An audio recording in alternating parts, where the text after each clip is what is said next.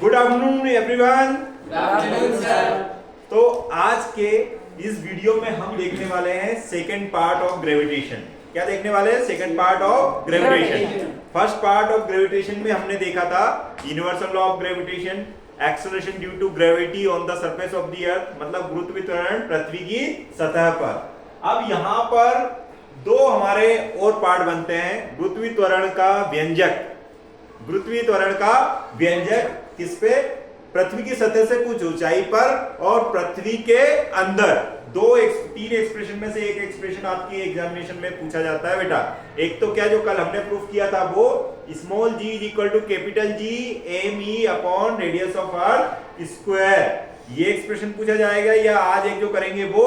और एक मैंने आपको इसमें किसमें दिया हुआ है? होमवर्क में, जैसा कि स्लाइड में लिखा हुआ है। तो आज का हमारा मेन हेडिंग अभी क्या है?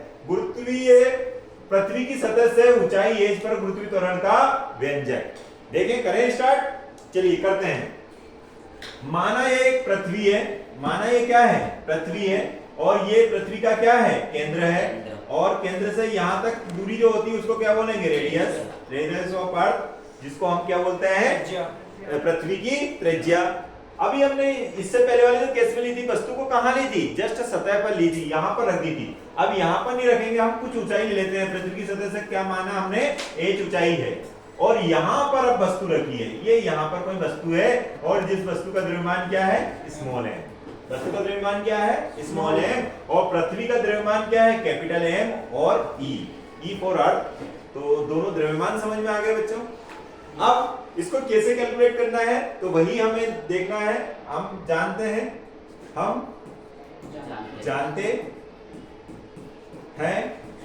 गुरुत्वाकर्षण के नियम से, गुरुत्वाकर्षण के नियम से अगर मैं गुरुत्वाकर्षण के नियम की बात करूं, तो गुरुत्वाकर्षण के नियम से क्या है? कैपिटल F, कैपिटल G, एक मास कौन सा? ये, मतलब एक द्रव्यमान एमी, दूसरा द्रव्यमान दूसरी वस्तु का, ये वस्तु है, ये वस्तु है। और एज क्या है? ऊंचाई है। कहां से? ये ऊंचाई सतह से, पृथ्वी की सतह से। और डिवाइड बाय, अब डिस्टेंस तो हमने लिख दिया r डिस्टेंस। क्या लिख दिया? r। और r का क्या होगा? स्क्वायर। यहां पर स्मॉल r है क्या बेटा? तो स्मॉल r है त्रिज्या, प्लस केंद्र से यहां सतह तक की जो दूरी है उसको त्रिज्या बोलेंगे, और बाकी क्या है? एज। तो इसको हम लिख सकते हैं आर ई प्लस एच।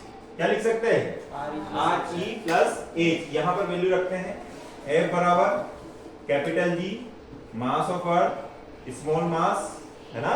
और R की जगह क्या लिखेंगे? आर ई प्लस एच, और इसका होल स्क्वायर। क्या समझ में आया यहाँ तक? आया समझ में? देखते जाइएगा, ठीक है। अब हमें पता है भले सतह से ऊपर है, लेकिन वस्तु का वेट तो रहता ही है, वस्तु का भार तो रहता ही है। तो इस समीकरण को हमने क्या लिखा? समीकरण 1, वस्तु का भार, वस्तु का भार, और भार को हम W से डिनोट करते हैं। और ये भी एक प्रकार का क्या है? बल है। तो ये हो जाएगा mg। क्या हो जाएगा? mg।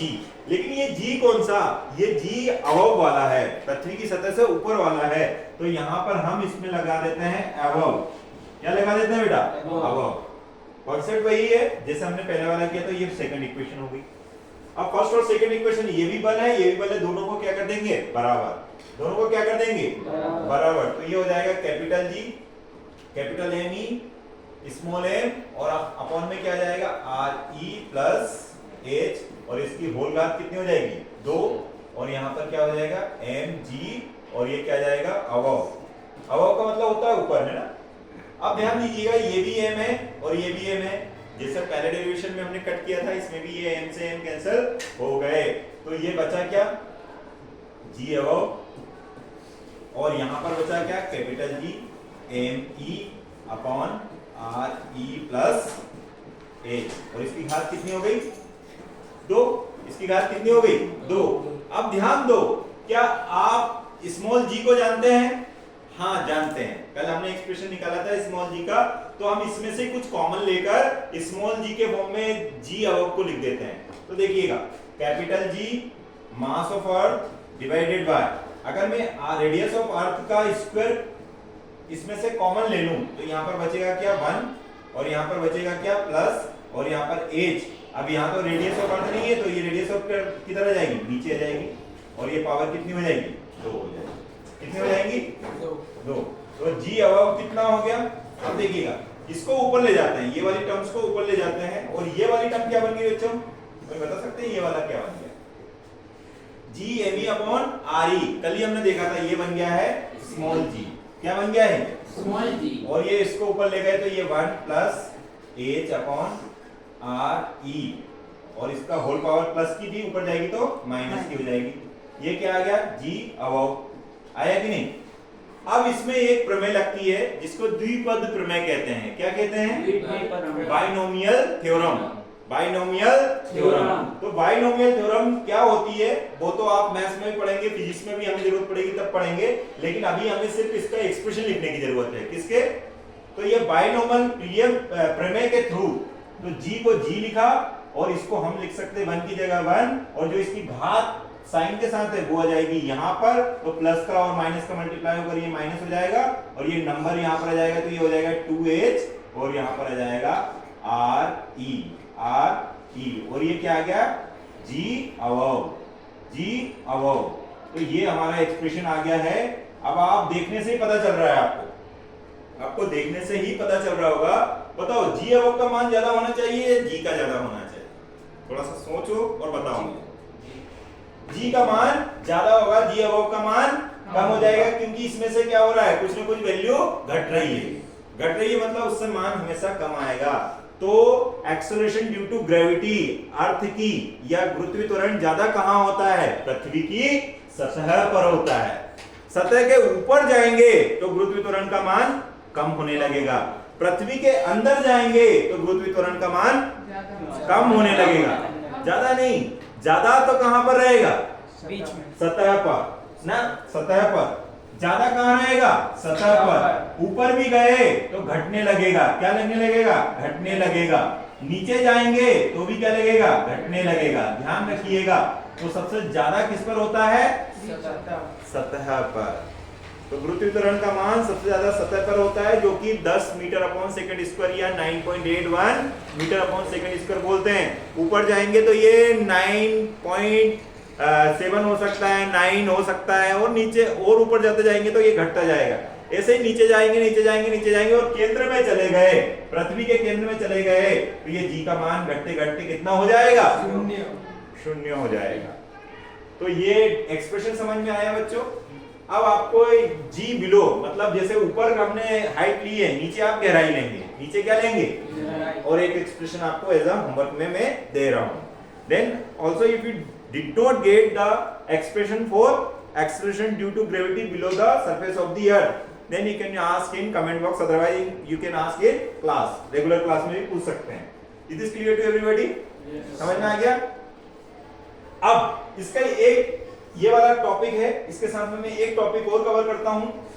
ये टॉपिक भी बहुत इंपॉर्टेंट है हमारा। मैंने देखा है आपके जो लास्ट ईयर्स के जो क्वेश्चन पेपर थे उसमें देखा है कि आपको एक तो गुरुत्वीय त्वरण का व्यंजक भी पूछा गया है और एक पलायन वेग का भी पूछा गया है। क्या किसका पूछा गया है?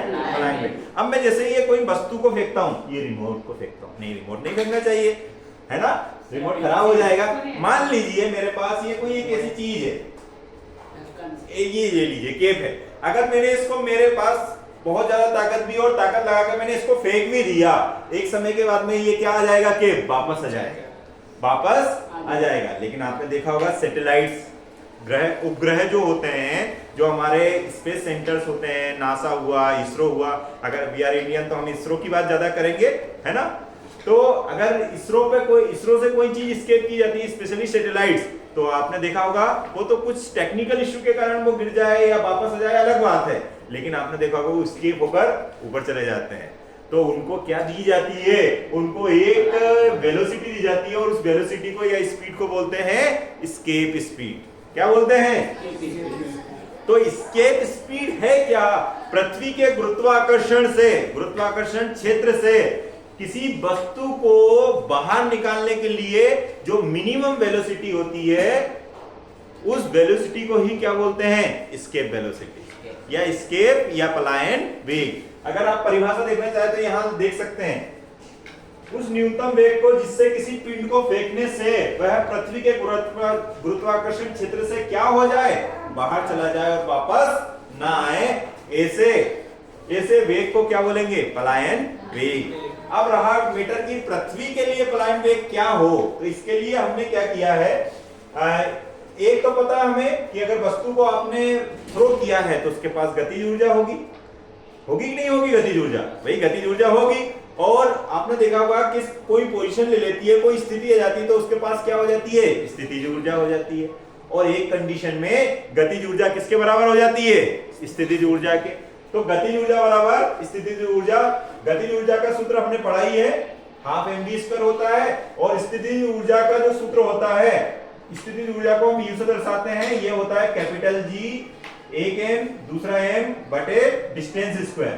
तो डिस्टेंस में मैंने यहाँ पर क्या ले लिया है, r ले लिया है, सॉरी r स्क्वायर नहीं होता है, ये साइड में लिखा तो है बेटा, क्या नहीं होता है, स्क्वायर नहीं होता है, इसमें ध्यान रखिए। बल में स्क्वायर होता है, अगर इसको मैं गुरुत्वाकर्षण बल लिखता तो क्या लिखता, capital G capital M small m upon r square, वो बल में लिखता। लेकिन यहाँ पर क्या है, ये स्थितिज ऊर्जा है तो इसमें एक r नहीं होता है। तो बस दोनों का हमने क्या किया, मान रखा, यहाँ पर ये स्क्वायर नहीं था, जब फिर क्या किया, देखो ये m से एक m क्या हो गया था, कैंसिल हो गया था, 2 का यहाँ क्रॉस मल्टीप्लाई किया तो 2 इधर आ गया, और ये स्क्वायर इधर था तो इधर किया तो ये क्या हो गया, रूट आ गया, आया कि नहीं आया। अब यहाँ पर r एक्चुअल में दूरी क्या है, तो r है हमारे किसकी दूरी, अर्थ की रेडियस, अर्थ की रेडियस। तो स्मॉल r की जगह मैंने ये क्या लिख दिया, कैपिटल R। और आपको पता ही है ये वाला पार्ट क्या था, ये वाला पार्ट हमने देखा था कि एक्सेलरेशन ड्यू टू ग्रेविटी है, ये क्या है, एक्सेलरेशन ड्यू टू ग्रेविटी। इसी को आप कैपिटल G m e और इसको क्या लिख सकते हैं, r e स्क्वायर। कल तो हमने ये एक्सप्रेशन निकाला था कि नहीं। तो ये हमारे पास एक मैथमेटिकल, वैसे ये एक्सप्रेशन भी यहां तक भी कई बार पूछ लेते हैं हमें, और कई बार पूरा यहां तक भी पूछते हैं। तो v इज इक्वल टू क्या आ गया, √2g रेडियस ऑफ अर्थ। अब अगर हम इसको पृथ्वी के लिए वैल्यू निकालें कि पृथ्वी से कोई चीज को एस्केप करना हो और वो गुरुत्वाकर्षण क्षेत्र से क्या हो जाए, बाहर हो जाए, क्या हो जाए, बाहर हो जाए, और ऑटोमेटिकली वो नीचे ना गिरे, तो इसके लिए कितना मिनिमम स्पीड हमें देनी पड़ेगी, कितना मिनिमम या न्यूनतम पलायन वेग देना पड़ेगा।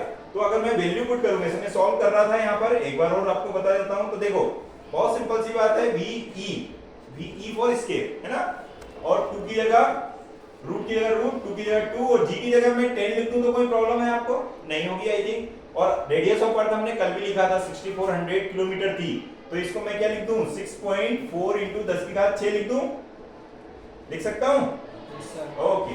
अब बताइएगा, इसको √2 है तो √2, इसको 10 को 10 ही लिख देता हूं, ये 6.4 को 64 डिवाइडेड बाय 10 लिख दूं, 10⁶। भाई 6.4 है तो पॉइंट को हटाया तो एक यहाँ पर 1 और 0 हो जाएगा, तो ये 10 से ये 10 कैंसिल हो जाएगा।